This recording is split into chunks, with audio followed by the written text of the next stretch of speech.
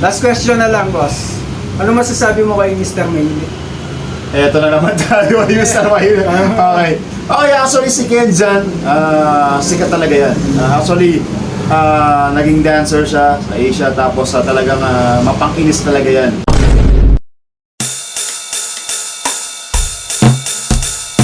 What's up mga boss? Nandito na naman ako sa Madapdap, Mabalacat City. Kasama ko yung sikat na basketball player dito. Kilala nyo rin, tingnan mo yung mga merch niya. Sige, pakita mo yung mga merch niya. Yan, kilala nyo na siguro na. Ayan, harap mo na ulit dito. Ayan mga boss, papakilala ko pala si Boss Joby. Ito pa, Kabalen Hoops, Boss Joby. Yun, what's up mga kabalen? Joby Abals po ng Kabalen. Siyempre isang karangalan na may interview ako ni Boss Lax, mga idol. Siyempre kung pinalaw nyo ako, pa 135,000 na tayo. Siyempre i-follow nyo rin siya. Kailangan damay-damay na to mga kabalen, pamagsakta ni Kenny. Alright. Alright, first question po. Bakit Kabalen Hoops ang pangalan ng page? Na ano ako rito, na-adsit ako na hindi ko alam, na-interview talaga to. Na hindi natin alam yung mga tanong. Oo. Okay, anong tanong mo ulit pare? Bakit Kabalen Hoops ang name ng page? Bakit Kabalen Hoops? Nauna yan kasi naging siyempre idol ko si Mike Swear. Na alam niyo naman, yung isa sa mga supporters ng Pinoy Basketball. So tawag sa kanya Mr. Pinoy Hoops. So siyempre ako naman gumawa ako ng pangalan ko Asa Kabalen. So yung Kabalen ano tayo, parang version tayo ni Mike Swear pero Kabalen. So Kabalen Hoops, Hoops represent basketball. Basketball Hoops. Paano nag-umpisa naman si Kabalen Hoops? Nag-umpisa ako sa dati. Ini-start ko sa mga tropa namin sa MS Brothers at mga call center agents. Dati noon, ginagawa namin, nagpa-pre-basketball camp kami, basketball clinic. Ngayon, yung vlog na yon, parang ano lang, katuwaan lang namin. Tapos, siyempre tumutulong kami, nagbibigay kami ng mga lumang sapatos na galing din sa mga donors. Tapos, may mga donations din para sa mga kabataan na talagang gustong matutong maglaro ng basketball. So, inumpisan namin yun.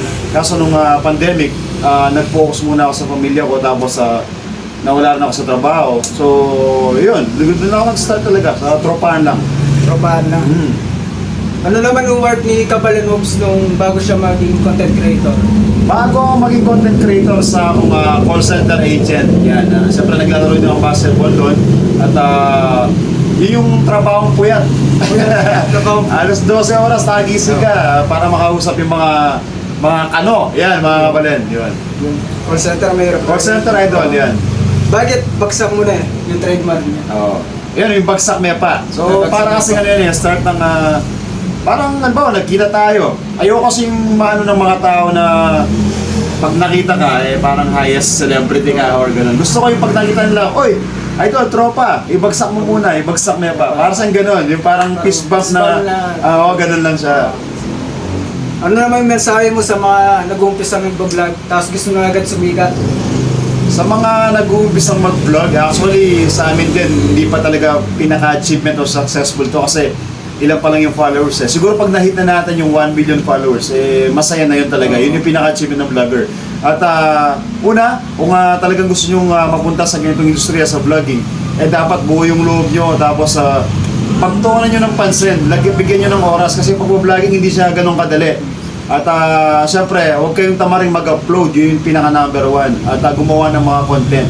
Editing, huwag din kayong tamarin. Kahit pagpuyatan nyo yan kasi yung resulta niya pagkatapos na yan, maganda yung magiging resulta niya. Ano naman naging project ni Kabalen Hoops na hindi mo makakalimutan? Pinaka naging project ko na hindi ko makakalimutan nung pandemic pare. For 5 days or 2 weeks, nagbibigay kami ng mga relief goods sa mga kabalen nating Aita, tapos sa mga dito rin sa Barangay Madapdap sa lugar ko.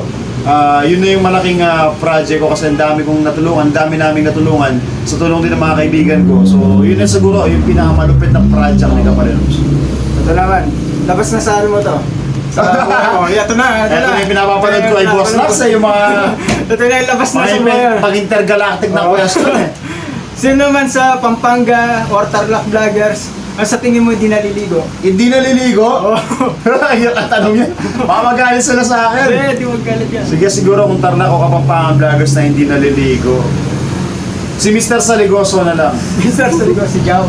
Si Jao na lang kasi ano yan feeling ko hindi niya na kaya, kahit hindi siya maligo, pogi-pogi yan. Si Idol. Mr. Saligoso ng Tarlac, peace out, brother. Mr. Saligoso, Joe. Handa mo na yung sagot mo rin sa kanya. Bagsak mo yan pa na.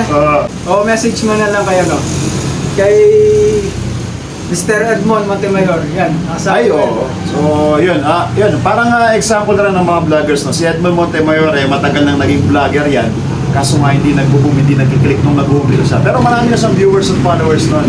Kaso nung nagkaroon kami ng bakbakan na one-on-one, doon na talagang na-hype. Kaming dalawa, hindi lang siya. Ako din naman. So, dumami yung followers ko, dumami din yung followers niya. So, saludo ako sa kanila kasi simula noon, nag-start sila at hanggang ngayon sobrang hapon ni Edmond, ni Boss DSM at yung Saligoso, sobrang mabait ng mga yan. So, saludo, tuloy nyo lang mga idol, road to 1 million na kayo.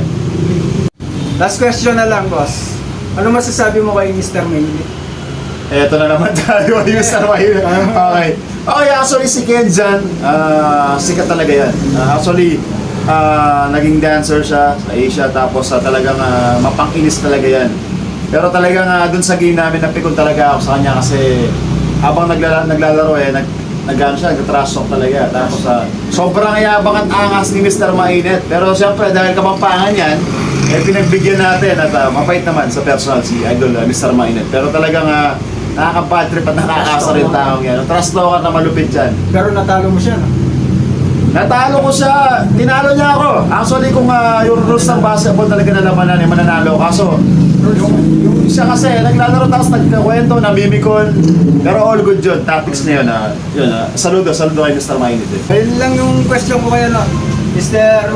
Jogi. Yun, ano rin sobrang tapos salamat kay Boss Lack, siyempre. Dinayo niya tayo from Tarlac to Madabda para ma-interview na tayo. Ang lupit ng content niya, so sana supportan niyo po siya. At siyempre, lahat ng mga Pampangan at Tarlaceños vloggers, pamagsakiya po mga kabalen. Yan, thank you, boss. Kabalen Lopes nga pala. Thank you. All good. Salamat. Next natin, si Boss Bells TV, yan. Bells TV, umanda ka na. Umanda ka na. Pero Umanda ka na, nasa sa'yo. Tanong na malupit, hindi mo masayang sagot sigurado. Oo. Ayan, thank you. Yun, God bless. God bless.